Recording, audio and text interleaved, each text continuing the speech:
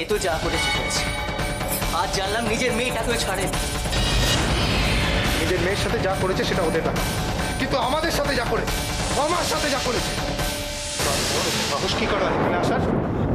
দেখুন, আমার পাপের শাস্তি আপনারা ওকে অন্তত। ব্যাস, আর একটা কথা বললে না, নিজের মেয়েকে নিয়ে এখান থেকে বেরিয়ে যান। সুজন, এখন মাথা গরম করে কিছু করিস না, ওনাদের যেতে দে, পরে না হয় আগে পরে কোনো কিছু ব্যাপার নেই বর্দি, আমি এ বিয়ে মানি না।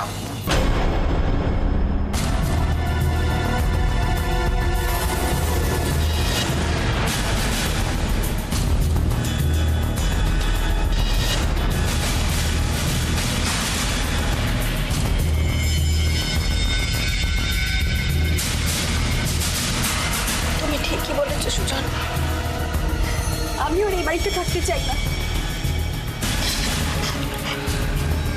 এই লজ্জা নিয়ে তো এই মুহূর্তে আমার গঙ্গায় ঝাঁপ দেওয়া উচিত।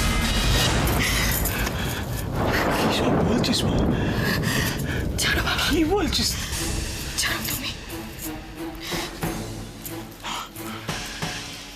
তুমি ভেবো না সুজন, এই জীবনে দ্বিতীয়বার তোমাকে আর অপ্রস্তুত হতে হবে।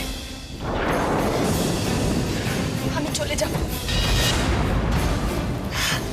আর ভুলে যাবো যে তোমার সঙ্গে আমার কোনোদিনও দেখা হয়েছিল বলে। আমি ভুলে যাব মাকে, দাদাকে, দিদিকে। ভুলে যাব।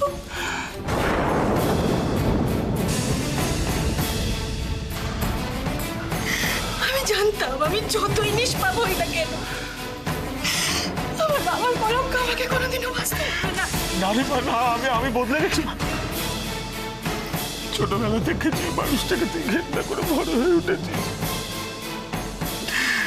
যে মানুষটাকে বেড়ে ওঠার সময় তুই পাসনি, সেই মানুষটা তোর সামনে আজকে এই বুড়ো লোকটা দাঁড়িয়ে আছে, তারা এক মানুষ নয় রে মা। আমি বদলে গেছি মা, আমি বদলে গেছি। তুমি বদলালেও তো আমার ভাগ্য বদলায়নি বাবা, বদলাবে না।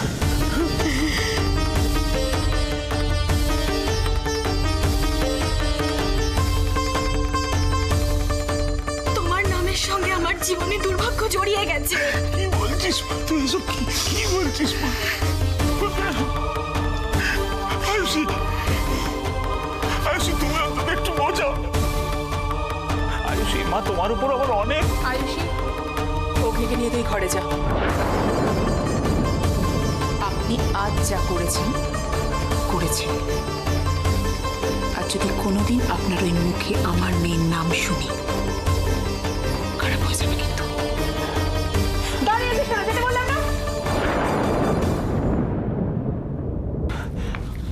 ভাগ্নে, ভাগ্নে, তুই একটু বুঝি বল। তুই তো জানিস কতটা ভেঙে চুরে দুমড়ে এই জায়গায় পৌঁছেছে, আর কত ছোট, আর কত নিচে নামতে হবে বলতে পারিস। শাস্তি ভোগ করে তো প্রায়শ্চিত্ত, জেল খেটেও তো হলো। আজ আমার নিজের মেয়ে,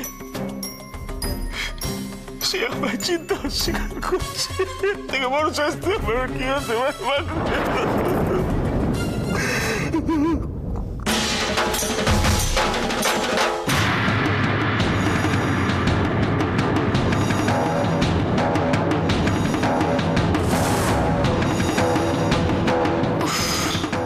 পুরো কনসেন্ট্রেশনটাই নিজের দিকে টেনে নিল। ফাটাফাটি লোক তো, এর থেকে আমার অনেক কিছু শেখার আছে। আশা করি তোমরা একটু হলেও এখন বুঝতে পেরেছো যে উনি কে।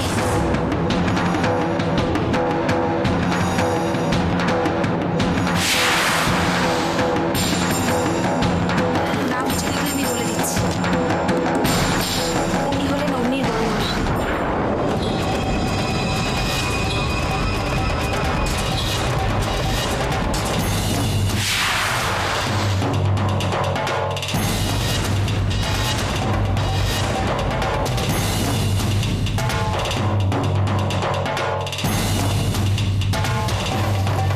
কথায় আমার মামা শ্বশুর।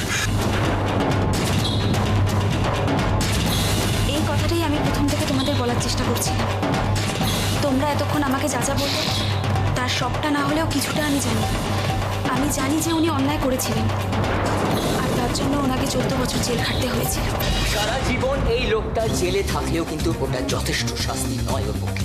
হ্যাঁ, এখন তো আমারও সেটাই মনে হচ্ছে, কারণ আমি তো জানি না আর কি করলে আমার প্রায়শ্চিত্ত হবে। আপনি নিজের মুখে আপনার ভুল স্বীকার করেছেন, ক্ষমা চেয়েছেন, এতেই আপনার প্রায়শ্চিত্ত হয়ে গেছে মামাবাবু। আর অতীতে উনি কি অন্যায় করেছিলেন সেটা নিয়ে আমি ভাবি না। আমার সামনে দাঁড়িয়ে থাকা মানুষটিকে আমার কোনোদিনই অপরাধী বলে মনে হয়নি। উনি একজন খুব হাসি খুশি একজন মানুষ, আর আমি ওনাকে খুব পছন্দ করি, শ্রদ্ধা করি ওনাকে। উনি ঠিক কী ধরনের মানুষ সেটা বোঝার জন্য তোর বয়সটা যথেষ্ট নয় আয়ুষী। হতে পারে, কিন্তু তোমরাই তো আমাকে শিখিয়েছো মা, যে কেউ যদি অন্যায় করে তাকে একবার সুযোগ দেওয়া উচিত সংশোধন করার। তাহলে আজ মামাবাবু কেন সেই সুযোগ পাবেন না? না, পাবে না, পাবে না, কারণ উনি যেগুলো করেছেন সেগুলো কোনো ভুল নয়, অপরাধ, ক্রাইম। সেই ক্রাইমের সাজা তো উনি পেয়েছেন, আর তাতেও যদি প্রায়শ্চিত্ত না হয় তাহলে আপনারাই বলে দিন না আর কত শাস্তি বড় মামার প্রাপ্য বলুন।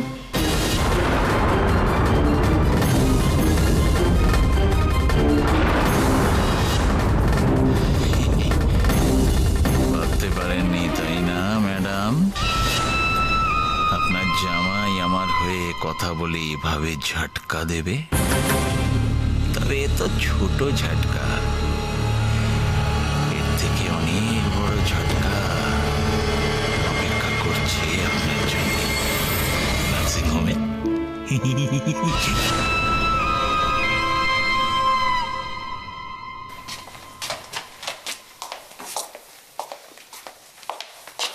ওদিকটা যে আমি একবার স্যারকে দেখে আসি।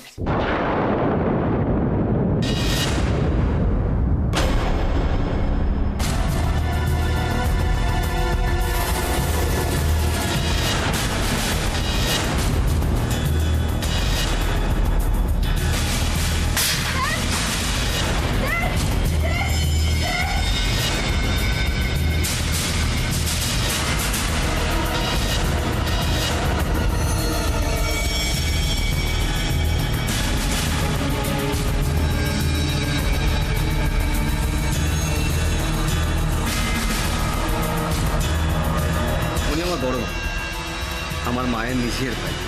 কিছু অন্যায়, কিছু ভুল, আপনাদের বাসায় কিছু ক্রাইম হয়তো উনি করেছিলেন, কিন্তু তার জন্য আমার মাও চাননি ওনার মুখ দেখতে। কিন্তু ভাইফোঁটার দিন যেদিন উনি আমার মায়ের সামনে এলেন তখন দিদি আমার ফোঁটা দিবি না, আমায় ভেতরে আসতে বলবি না?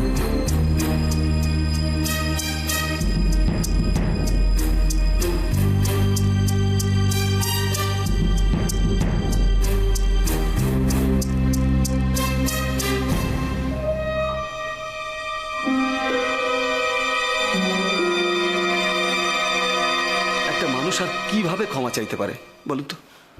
বা কতটা কতটা পাল্টালে আপনারা ক্ষমা করতে পারবেন প্লিজ বলুন না। আমি বিশ্বাস করি না, আমি বিশ্বাস করি না যে এই লোকটা পাল্টাতে পারে। আর তুমি যে তোমার মামাবাবুর পক্ষ নিয়ে এতগুলো কথা বলছো, তুমি কি জানো যে এই লোকটা হাসতে হাসতে মানুষ খুন করতে পারে? যেই মানুষটা হাসতে হাসতে মানুষ খুন করতে পারে সেই মানুষটাই আবার সবার সামনে দাঁড়িয়ে ক্ষমা চাইতে পারে মা। ক্ষমা চান আর না চান, আপনি এক্ষুনি আপনার মেয়েকে নিয়ে এই বাড়ি থেকে বেরিয়ে যান।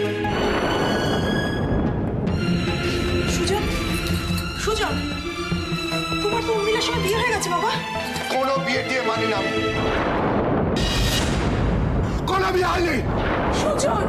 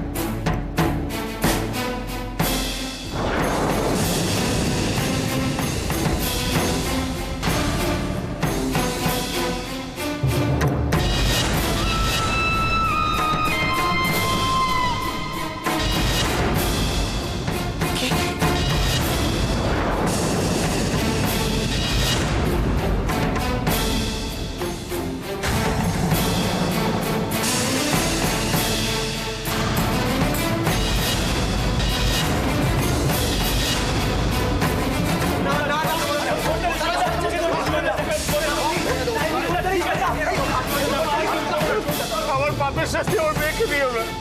আশা করি সেটাও খুব ভালোভাবে বুঝে গেছে। হাত জোর করে বলছি আমার মেয়েটাকে অনেকক্ষণ ধরে বলছি আপনাকে বেরোবেন কিনা, তাই তো? যাবেন না? দাঁড়াও, ছাড়ো, চলো চলো, ছাড়ো বলছি। সুজন, আমি বলছি হাতটা ছাড়, বলছি ছাড় হাতটা। নোংরা জিনিস এভাবে যায় না, এদের দূর করতে হয়।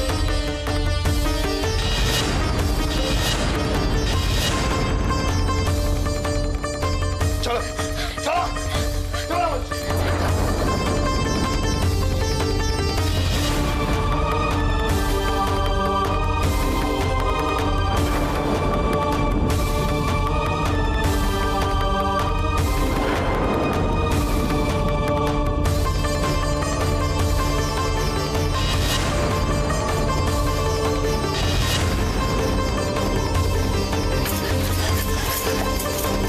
বিয়ে করেছিলাম আমি তোমায়, বিয়ে। একবার যদি জানতাম তাহলে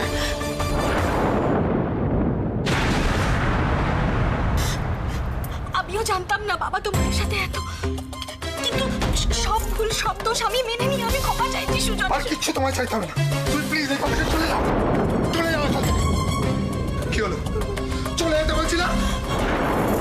আমাকে এভাবে তাড়াতে হবে না, আমি চলে যাব।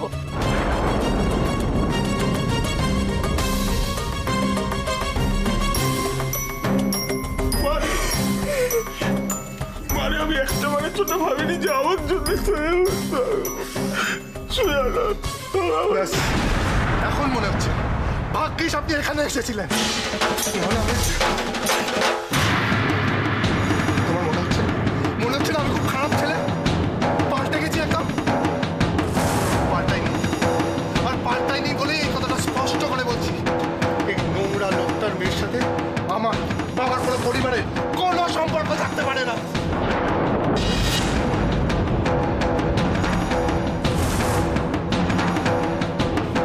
আমাকে কারণ বলার কোনো দরকার নেই।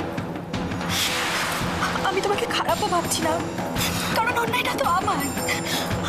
আমি লজ্জা বলতে পারিনি যে আমার বাবা একজন।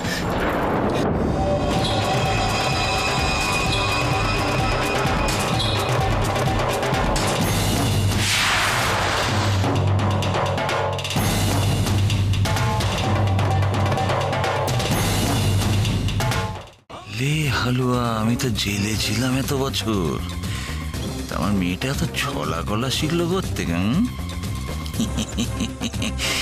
আমার ব্লাডের ডিএনএটার জোর দেখেছেন?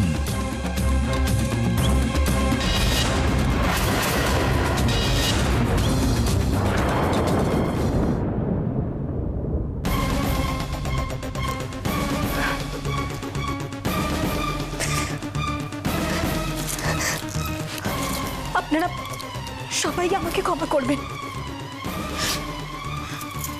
আর যা কিছু হয়েছে তার সব দায় আমার।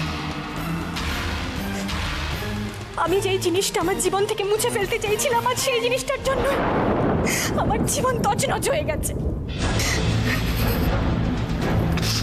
কিন্তু এই জন্য আপনাদের কারোর উপর আমার কোনো অভিযোগ নেই। আমি চলে যাব, আমার জন্য আপনাদের কোনোদিনও। না রে মা, এটা কি করছিস? তুই আমার বাপের বোঝাটা নিজের মাথায় নিস না রে মা। করিস না মা, আমি সব ঠিক করে দেবো।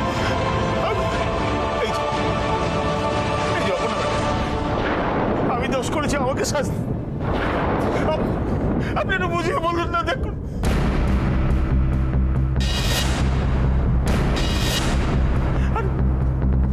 আমার কথাটা শুনুন।